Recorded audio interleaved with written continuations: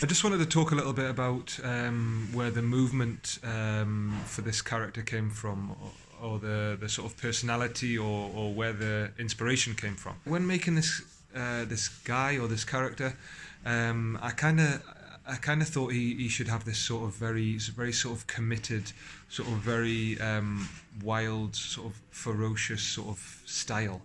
Um, yeah, because when he's standing, he's quite sort of he's kind of creepy. Really, he's kind of creepy. He has these glasses on, and his hair's very slick, and his shirt's up, and he's very straight sort of posture. And I kind of through his movement, I kind of wanted that to sort of break down, and for him to become more and more feral as he's moving, wild man sort of state. And a bit like, when you're seeing people and they're dancing on nights out and stuff, and they might not be the best dancer in the room, but they're like fully committed, and they go to another sort of realm or another sort of place in their head. They're imagining that everyone's watching them, sort of like amazed by their moves, which they are. Not the most technical, and they're not the most sort of virtuosic dancers. But for me, they're the most watchable, A wild sort of style to him. And then I remembered a dancer who used to inspire me a lot, and he's sort of a character who used to be in Newcastle on a very, busy day in town, loads of people milling around and that, and he'd be there, and he had this like sort of like silver sort of ghetto blaster. And it was like really like a 1980s style ghetto blaster, silver.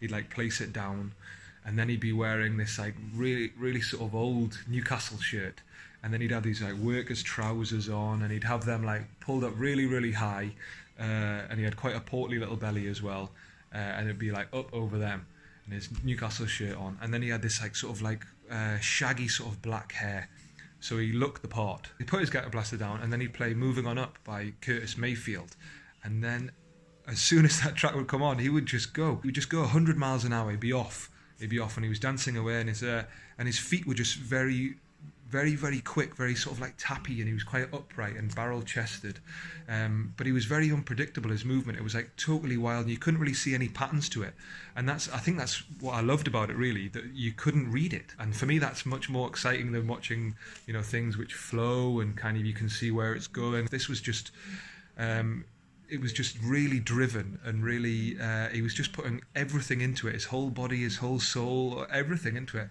and you could see that he was really loving what he was doing as well, and that kind of created a ripple effect across the whole crowd, because the crowd used to love him doing it. And for me it was great, because me and Andy worked with sort of championing the sort of the underdog in a way, and he was he was a real underdog, like he had this massive crowd sort of going for him, and they were with him. That was the thing, they were on his side. It wasn't laughing at him because he was brilliant, And then I kind of thought, okay, how can I take this movement? How can I use it really in this character, and how can I marry it with the character? He's called the Geordie Dancer. So if you want to watch him, he's on YouTube, and he's brilliant. I haven't seen him for a few years, but he's class. And also Napoleon Dynamite, there's a scene at the end where he's dancing on the stage.